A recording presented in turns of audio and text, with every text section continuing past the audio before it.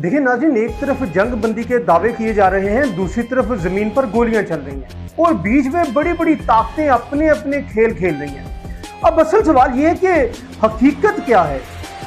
हालात बेहतर होने जा रहे हैं या हम एक बड़ी तबाही की तरफ बढ़ रहे हैं? आज की इस वीडियो में मैं आपको वो सच बताने वाला हूं जो हेडलाइंस के पीछे छुपा होता है। एंड तक मेरे साथ जुड़े रहिएगा, क्योंकि जैसे जैसे ये तस्वीर क्लियर होगी आपको अंदाजा होगा कि गेम असल में कहां खेली जा रही है। नवीन, इस वक्त जो सूरत हाल बनी हुई है वो वाकई एक मेक और ब्रेक मूवमेंट है। एक तरफ सीज फायर की बात हो रही है, लेकिन दूसरी तरफ लबनान में इजरायली और टेररी ने सीज फायर के बावजूद फायरिंग कर दी। जनूबी लबनान के सेंट्रल सेक्टर को टारगेट किया गया और ये कोई अफवाह नहीं है, बल्कि ग्राउंड रिपोर्ट्स इसकी तस्दीक कर रही है। साथ ही इजराइल ये भी कह रहा है कि उसका एक फौजी मारा गया है, यानी साफ जाहिर है कि जंग बंदी सिर्फ कागजों में है, जमीन पर नजर नहीं आ रही। अब जरा दूसरी साइड पर देखते हैं। ईरान वाज़ेह पैगाम दे चुका है कि अबनाए हुर्मुज़ पर उसका मौक़िफ़ नहीं बदलेगा, चाहे मुज़ाकरात की मेज हो या मैदान जंग। ईरान कह रहा है कि हम अपने हकूक लेकर रहेंगे।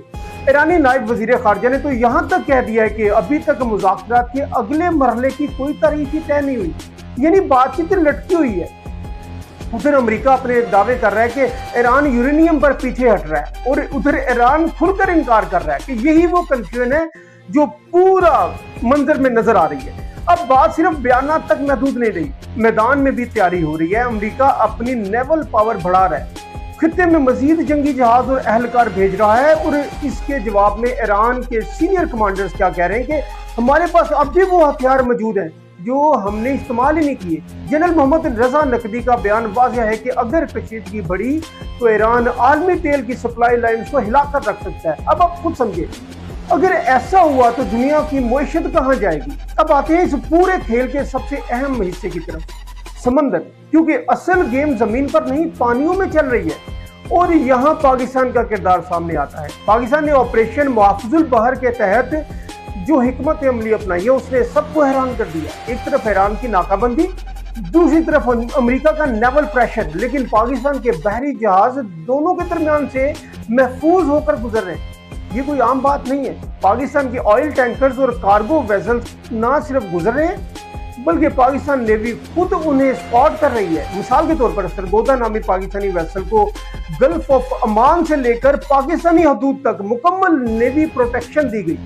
पाकिस्तान नेवी की वारशिप्स उसके साथ चलती रहीं, उसके स्पीड मैच की और उसकी बेहिफाजत अपने पानियों तक पहुंचाया। ये सिर्फ अपनी सिक्योरिटी नहीं बल्कि एक पैगाम है कि पाकिस्तान इस खित्ते में एक जिम्मेदार और मजबूत नेवल पावर के तौर पर खड़ा है और सिर्फ अपनी नहीं बल्कि इत्तेहादी ममालिक की वेसल्स को भी पाकिस्तान सिक्योरिटी फराहम कर रहा है। इस वक्त इंडियन ओशन से लेकर पर्शियन गल्फ तक पाकिस्तान एक नेटवर्क सिक्योरिटी प्रोवाइडर के तौर पर उभर रहा है और दूसरी तरफ भारत की हालत यह है कि उसके जहाजों पर फायरिंग हो रही है और वो एहतजाज कर रहा है। मोदी गवर्नमेंट इंतहाई बेचैन और पूरी दुनिया में इस वक्त जिल्लत समेट रही है। अब इस पूरी सूरत हाल को जोड़ें तो तस्वीर बड़ी वाज़ेह हो जाती है। एक तरफ सीज फायर की खिलाफ वर्जियां तो दूसरी तरफ नाकाम होते हुए मुज़ाकरात और तीसरी तरफ बढ़ती हुई फौजी तैयारी और चौथी तरफ समंदरों में असल पावर शो। ये वो पॉइंट है जहां से या तो हालात संभल सकते हैं या फिर मुकम्मल तौर पर हाथ से निकल सकते हैं। तो सवाल ये है कि क्या दुनिया वाकई अमन की तरफ जा रही है या हम एक बड़े तसादुम के करीब पहुंच चुके हैं? अपनी राय कमेंट्स में जरूर दीजिएगा। वीडियो को लाइक करें और अगर अभी तक सब्सक्राइब नहीं किया तो व्यूअर्स, ये आपका अपना चैनल है, इसे फौरन सब्सक्राइब करें, क्योंकि यहाँ हम सिर्फ खबरें नहीं असल तस्वीर दिखाते हैं। पाकिस्तान जिंदाबाद।